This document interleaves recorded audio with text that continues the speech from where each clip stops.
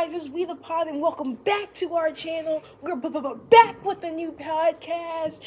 But before we get into that, let's introduce ourselves. My name is Eddie Nola and we have Will O'Ryan over here, guys. Hello, welcome to the pod. Today we are going to be talking about cases pertaining to the Fourth Amendment. But before we get into that, what is the Fourth Amendment? The Fourth Amendment protects citizens from unreasonable searches and seizures by the government, which means that basically the government cannot just come into your house without a search warrant. No, they have to have a warrant given by a judge to come and search your house. If they do that without a search warrant, it is illegal. So, with that being said, your Fourth Amendment is very important, and we will go over cases talking about the Fourth Amendment. So, to start us off, we are doing a case called State versus Hewtown in Iowa, 2015. In this case, Richard E. Hewton was stopped by the police for a suspected traffic violation. During the stop, the officer detected the smell of marijuana, leading to a search that uncovered a significant quantity of THC.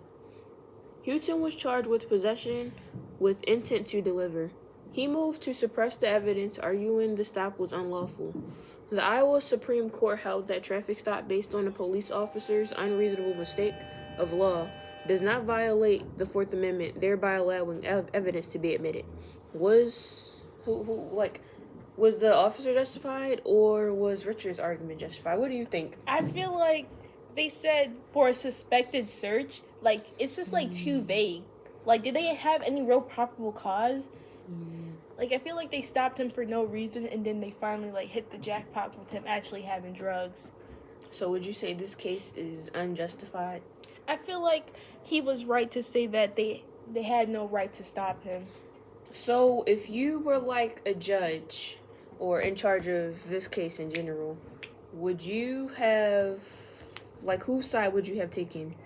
Richard or the officers? I feel like I would have taken Richard's side with the fact that the search didn't make any sense because they said a suspected traffic violation.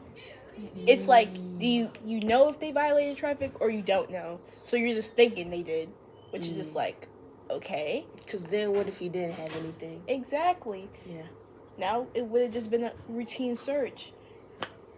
And then I feel like the officers could have gotten in trouble for searching someone and then ended up finding nothing. So I guess it played out in their favor. Yeah, it did. But it could have went very sideways if he just didn't have anything. Smell a lawsuit. Exactly. And a traffic violation is not... I don't think that was kind of weird to search the car for a traffic violation. So next, we're going into United States versus Jones 2012.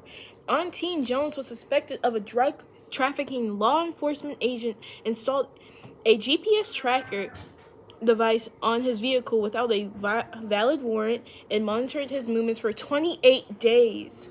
The Supreme Court unanimously ruled that this action constituted a search under the Fourth Amendment. Therefore, the government use of GPS device without a warrant was unconstitutional, leading to suppression of the obtained evidence. Well, what do you think? Do you think that the Supreme Court was right in their answer? Yeah, first off, another suspect, which could have got them in trouble. They just keep assuming things. So, right, to install a GPS tracker without a warrant is not constitutional, as it says in the case. That's like following someone because you think they stole something from you. Really, they didn't. Now you just followed them and stuff. It's like locking someone up for nothing. So basically, do you think that if they won this case, this would have been like legal stalking? If who won the case, the law enforcement? Yeah, if the law enforcement won this case, we didn't think that would have like made this like a case of like legal stalking. Define legal stalking. Like following someone, literally this is stalking. Legal stalking? Yeah.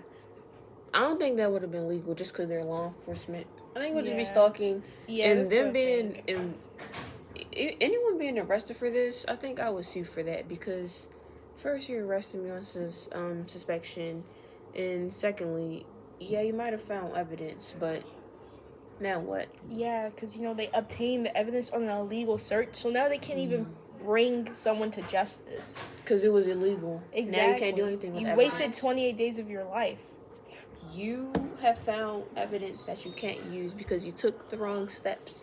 If the law enforcement had a warrant to put this tracker on this person, then maybe they could have used that evidence, and this case would have been justified. Right. All you need to do is first get a warrant. They're law enforcement.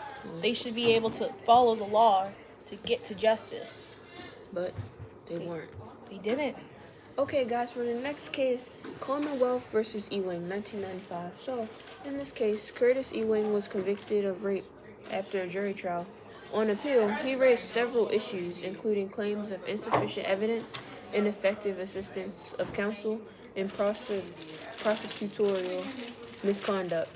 The appellate court found merit in some of his claims, particularly regarding the denial of motion to suppress DNA evidence and reverse the conviction, ordering a new trial.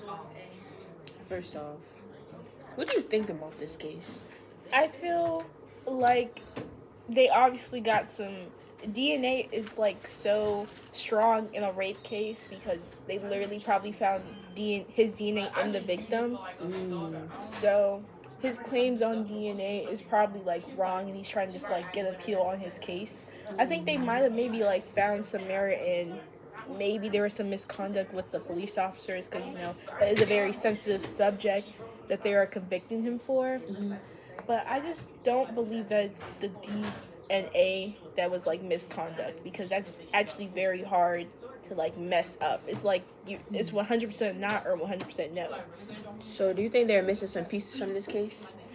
I feel like they might be missing some key pieces on like Evidence? yeah, some evidence like or maybe some like corruption because if they did find merit in like if that there was misconduct, that means something big must have happened for even the courts to like look back and notice. And like you said before, DNA is undeniable. So yeah, what do you mean?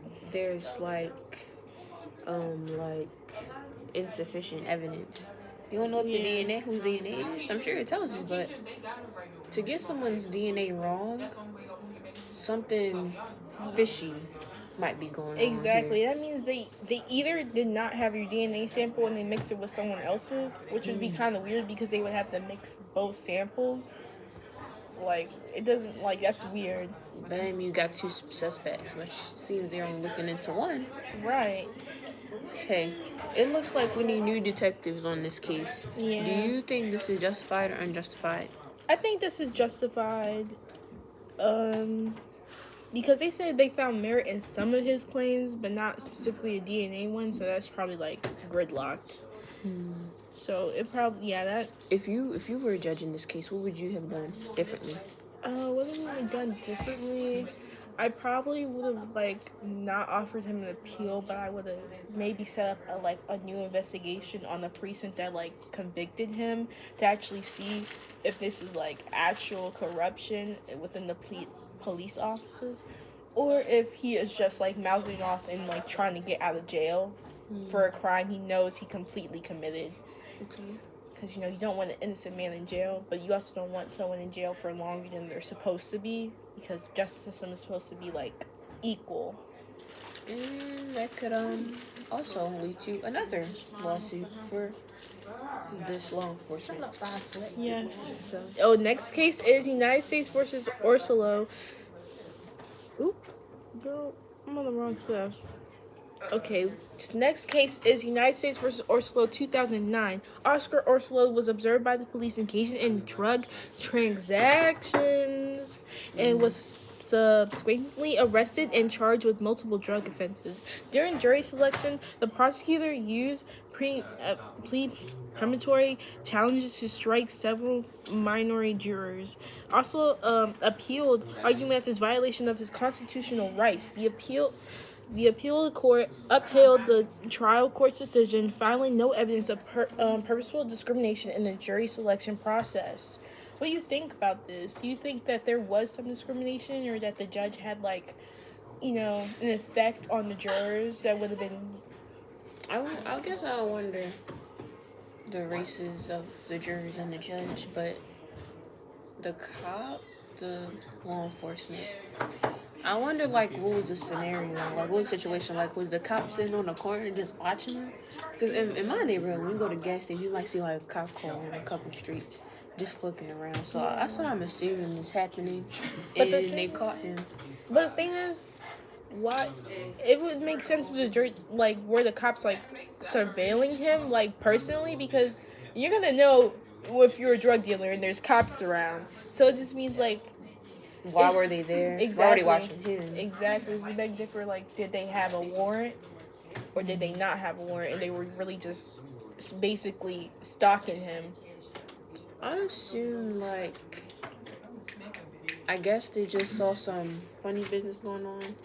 I don't know why they were in that area to begin with, but to just sit there and start watching someone, like, yeah, this guy must be selling drugs. Yeah, but that also seems like they weren't in a cop car. Like, undercover? Yeah. At first, when I first read this case, I thought, like, is it an undercover cop selling drugs with him? Because it was like he was being observed by police. But then I thought, like, maybe they're just watching the guy. And eventually they found out, yeah, this guy is going through drug transactions. So. Yes. Kind of crazy, though. I feel like it's kind of weird. That, it, like, he used challenges to strike several minority jurors, which means he literally, like, striked out jurors that he didn't think were, like, fit for the case, or, like, maybe rule in the order that he wanted them to. Rule in his favor? Yeah, which is just, like, that's weird for a judge to do that. That's not fair either, I don't think. It's not fair. And I do think jurors, aren't they supposed to be, like, diverse? Yeah, people like, to unbiased. Make it fair? Unbiased.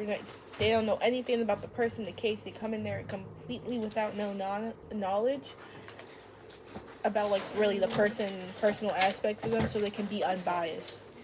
So what was, like, the final decision here? The final decision is that he couldn't appeal his case and that there was no discrimination in his case. Which is kind of weird. And I think there was, like, this was, like, a break of his unconstitutional rights, too.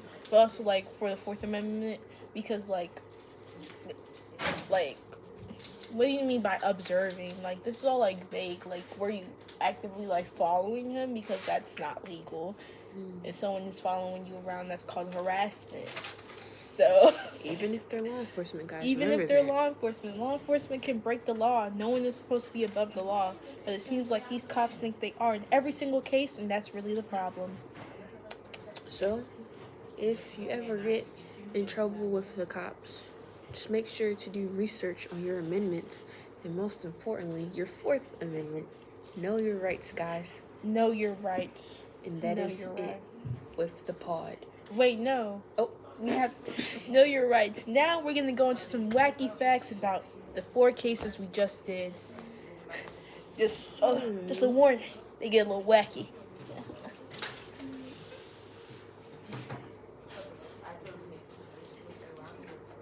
Merlin. Oh, wow. They got us there. Okay, here's a wacky fact in United States versus Jones. In this landmark case, the FBI installed a GPS tracking device on Antoine Jones' car without a valid warrant, tracking his movements for 28 days. We know that. The Supreme Court unanimously ruled that this constituted as a search under the Fourth Amendment, requiring a warrant.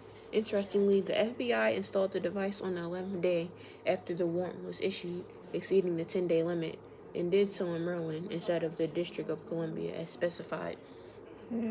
So it seems like they really trying to be illegal with it. So they went over the limit by 1 day, and they did it in the wrong place.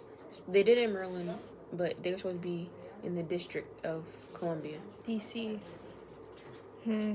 So it seems like this law enforcement does not care about following at the all. rules. It's like they did not want to win this case. Exactly. They built a case to lose, is what I'm looking at here. Basically, this must have been their first year on the job or something, because they're not killing it. Yep. They're not. They are messing up every single aspect. Wow. I bet they got fired after this. What is the next one? Next one we got. Okay. No, we have to do State vs. Houghton. Okay, we also have a wacky fact about State v. Houghton, Iowa 2015. The wacky fact is, in this case, the Iowa Supreme Court ruled that a traffic stop based on a police officer's reasonable mistake of law does not violate the Fourth Amendment.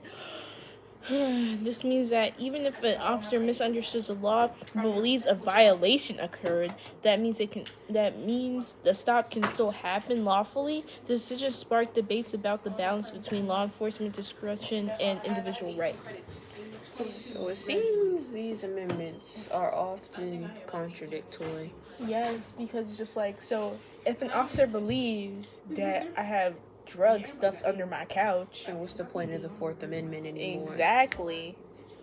So it basically, that's the loophole. If he wholeheartedly believes that I broke the law, then he can come and search. If this loophole was used in most of these cases, They would have won. a lot. Yes, especially in the last case we were talking about Commonwealth v. Early.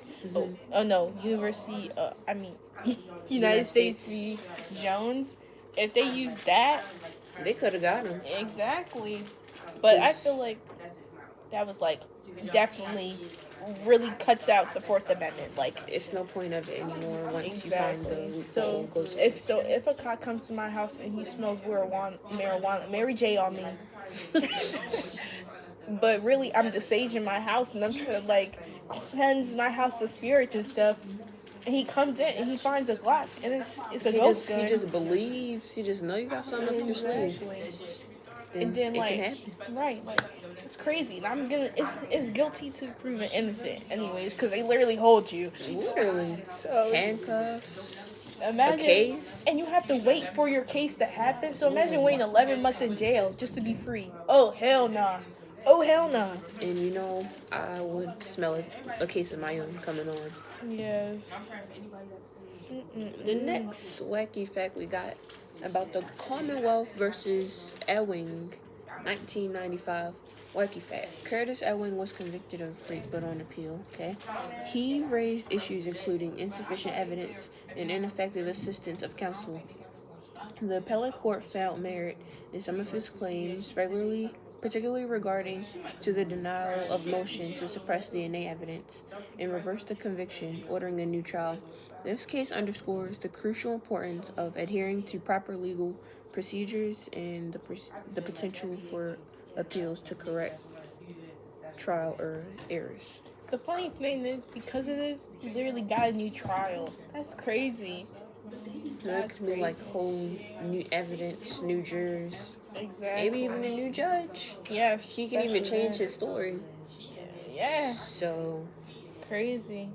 and for the final wacky fact we got, United States v. Orsolot, 2009.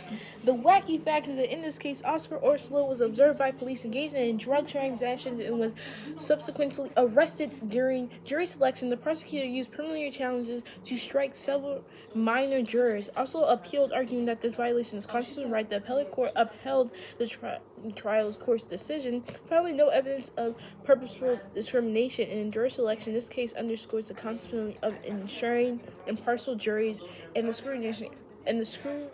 scrutiny of juror selection practices. finding no evidence, as they stated that the judge selected jurors, that seems like evidence right there. I don't know. Yeah.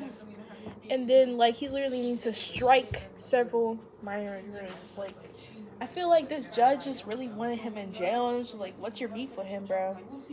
Not so much of a judge with all this Just bias because he was going selling on. drugs? Do you ever think he was selling drugs because he was broke and he had nothing else to do, and he was in the game? I wish they included like the races of these people, just so we can see for ourselves if there was prejudice or racial discrimination, you know. Yeah, I just feel like there was a little like prejudice because usually we all know that in the black community there's a lot of people like him. Tino Shade. Someone a part of it. I see it every day, and yes, they're They're a little you know. I understand why they might be suspected, but don't judge a book by its cover, which is the lesson of today's story. The Fourth Amendment and the saying, don't judge a book by its cover, go hand in hand.